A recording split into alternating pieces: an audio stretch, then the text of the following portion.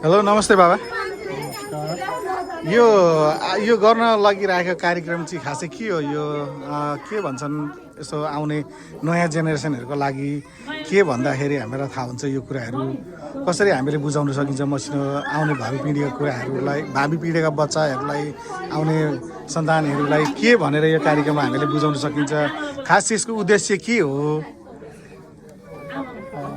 नमस्कार। पहिले नम्बरमा म डक्टर बसाइली यो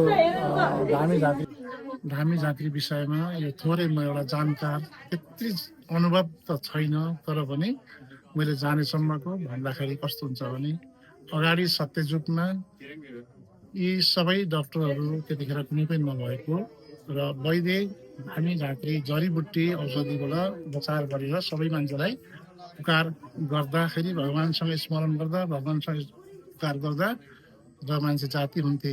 त्यही सिलसिलाले अहिले पनि त्यो परम्परा हामीसँग जीवित छ र यो हाम्रो परम्परा पहिलादेखि आएको परम्परा अहिले पनि हाम्रो साथीभाइहरूले अहिले पनि मेरो पिता बाबाहरू अथवा मेरो साथीभाइ छरछिमेकी नातागोता इष्टमित्रमा सबैमा यो कल्चर हामीले गर्नुपर्छ भनेर हुन्छ र सत्य हामीले पनि सत्य सम्झेर यो रोग चाहिँ लागेको डक्टरकोमा जाने रोग हो कि धामीकामा जाने रोग हो भन्ने कुरो हामीले स्मरण पक्का गर्नुपर्छ राम्रो।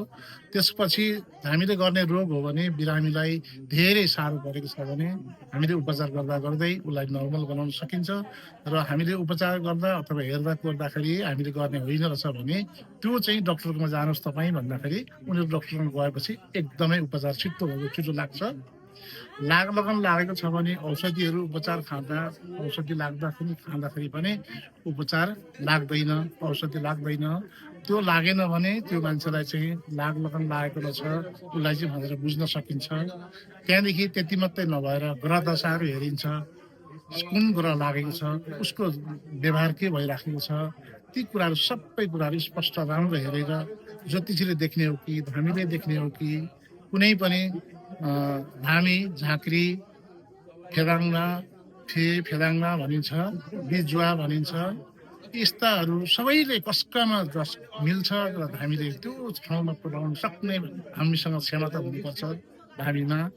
र हामीले बोलेका कुरा सत्य तथ्य कुराहरू ढुङ्गा बाँसगाडीमा हालेको थियो एक ठाउँ त लाग्यो भन्ने खालको जोखाना हेर्नु हुँदैन। हामीले स्पष्टसँगले बिरामीलाई के भएको छ सत्य तथ्य बताउनुपर्छ। अनि बताइसकेपछि अनि हामीलाई गरेको कुराहरू लाग्न सक्छ। हाम्रो परम्परा अहिले पनि अमेरिका जस्तो ठाउँमा, अमेरिकाको ओहायो भन्ने ठाउँमा रेनेसबर्ग र यो ओहायो भन्ने ठाउँ चाहिँ रेनेसबर्गमा भइराखेको छ गुरु पूजा गुरुधाम र पाथिभरा माताको सपोर्ट र पाथिभरा मन्दिरको सपोर्ट। त्यसैले गर्दा धामी झाँक्रीको पनि आज मोठ मन्दिरहरू यसरी सजाइएको छ र यसरी सजाएर यो चाहिँ वर्षसम्म धामीले कसरी चाहिँ उपचार गरेको हुन्छ, जजमानलाई कसरी खुसी बनाएको हुन्छ, तर धामीको उपचार कहिल्यै गरेको हुँदैन।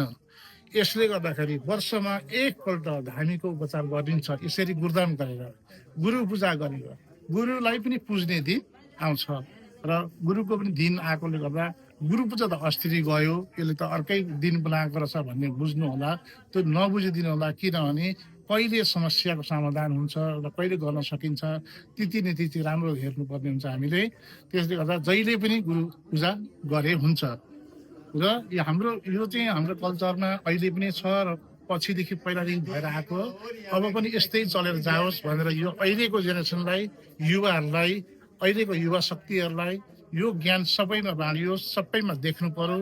र धामी झाँक्री भनेको के हो, धामी झाँक्रीले के काम गर्नुहुन्छ, के बोल्नुहुन्छ, के गर्नुहुन्छ, भएका कुरा हो कि त्यतिकै उठ्पटास कुराहरू गरेर हामी समाजमा भड्किने काम गर्नु हुँदैन।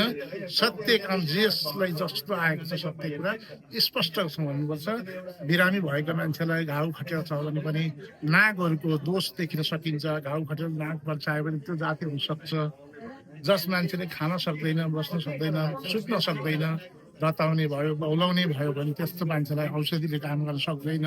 उसलाई हेरेर उसको आफ्नो पितृको दोष हो कि उसको आफ्नो दिनको दोष हो कि ग्रहको दोष हो कि यस्ता कुराहरू छुट्याएर सडक कसमा छुट्याएर राम्रोसँग उपचार गरौँ। त्यस्ता मान्छे पनि जाति हुन्छन्।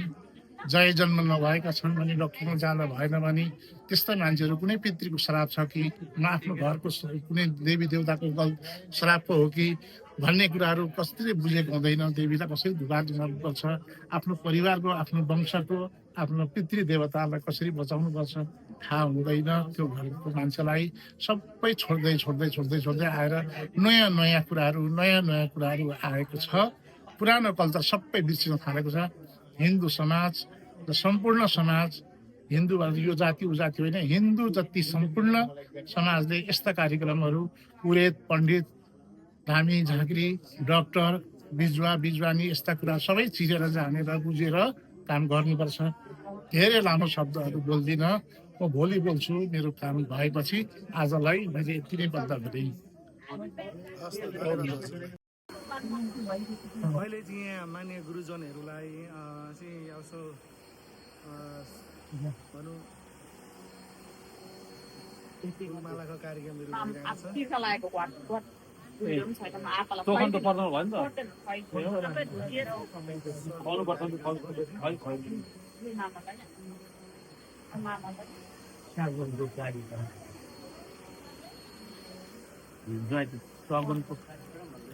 मेरो आमाले फुललाई छुनु गर्छ है, तपाईँले सबै गरेर कहाँ हुन्छ? यो चाहिँ आमालाई फुल यो के को लागि गर्नुहुन्छ मलाई थाहा छैन, भन्नुहोस् त। यो चाहिँ छोरा बुहारीले आमा बुवालाई स्वागत गरेको यस्तो कार्यक्रम चाहिँ सधैँ मेरो पिताले मेरो बाबाले गरिराखोस् भन्ने भएर तिनीहरूले गरेको हो, मलाई थाहा छ। ठिक छ, हामीले पनि के भन्छौँ भने छोराछोरीलाई जहिले शान्ति रहोस्, सुख रहोस्, छोराछोरी खुसी भएको देख्न चाहन्छौँ बाबामा। त्यसले गर्दाखेरि नानीहरूलाई प्यारो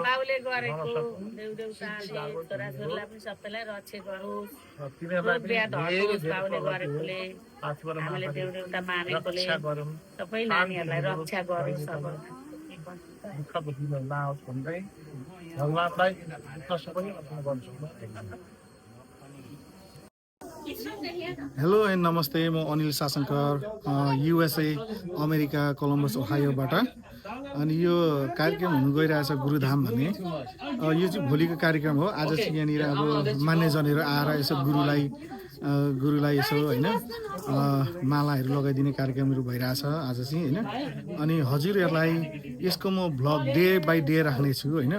अनि यो चाहिँ तपाईँलाई के कस्तो लाग्छ यो कार्यक्रम होइन, हेरेर आफ्नो मन विचार अनुसारले तपाईँले कमेन्ट पनि छोडिदिनु सक्नुहुन्छ। अनि फर्स्ट अफ अल तपाईँहरू जुनै पनि देशबाट, चाहे Nepal, America, Australia, New Zealand, Canada होइन, अब नर्वे, जुनै पनि देशबाट, इन्डिया लगायत भुटान, जहाँबाट तपाईँहरूले हेर्दै हुन्छ, यो चाहिँ हाम्रो सांस्कृतिक कार्यक्रम भइरहेको छ। अनि त्यस कारणले गर्दाखेरि हजुरहरू जहाँबाट हेरिरहनु भएको छ यो कार्यक्रम हेरेर तपाईँहरूले अनि मेरो च्यानललाई लाइक एन्ड सब्सक्राइब गरिदिनुहोस् होला होइन। हजुरहरूले मन परेमा यसो सब्सक्राइब पनि गरिदिनुहोस्, मन नपरेमा सब्सक्राइब चाहिँ गर्नै होस् होइन।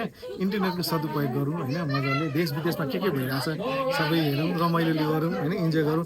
यस कार्यक्रम चाहिँ भोलिदेखि सुरु हुँदैछ, तर आजदेखिकै मैले भ्लग डे बाई डे हाल्दैछु। अनि यो चाहिँ आज चाहिँ फर्स्ट ब्लग हाल्छु, अनि त्यहाँबाट सेकेन्ड थर्ड ब्लग हाल्छु।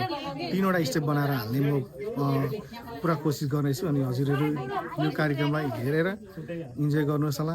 अनि केही अब कुराहरू छन् भने होइन, यो पनि एउटा हाम्रो सांस्कृतिक कार्यक्रम हो होइन। हामी भुटानबाट नेपाल आयौँ, नेपालबाट यहाँ आयौँ, तर हाम्रो सारा संसारमा नेपालीले मनाउँछन्। धामी झाँक्रीहरूले, ओजा बिजुवाहरूले यो कुरोलाई चाहिँ मान्यता दिनुहुन्छ। र प्रायः जस्तो अब सबै अब 100% नेपालीले त नभनौँ, तर पनि 60% त अझै पनि यो कार्यक्रमहरूलाई चाहिँ अब धामी झाँक्रीमा विश्वास छ हामीहरूलाई। र सम्पूर्णले विश्वास पनि गर्नुहुन्छ आदि प्रायः जस्तोले होइन। र हेरेर के छ तपाईँहरूको सोच विचार के छ, धारणा के छ, यसलाई मुनि कमेन्टमा लेखिदिनु सक्नुहुन्छ है। भन्दै म उही अनिल सासनकर ओहायो युएसएबाट यो यो भ्लगलाई मैले अपलोड गरिरहेको छु है। हेरेर सम्पूर्णले हेरेर इन्जोय गर्नुहोस् होला। अनि रमाइलोसँगले तपाईँहरूले लाइक एन्ड कमेन्ट सब्सक्राइब गर्नुहोस् होला है। थ्याङ्क यू सो मच भन्दै आजलाई हस्त नमस्ते। अब तपाईँहरू हेर्नुहोस् है त।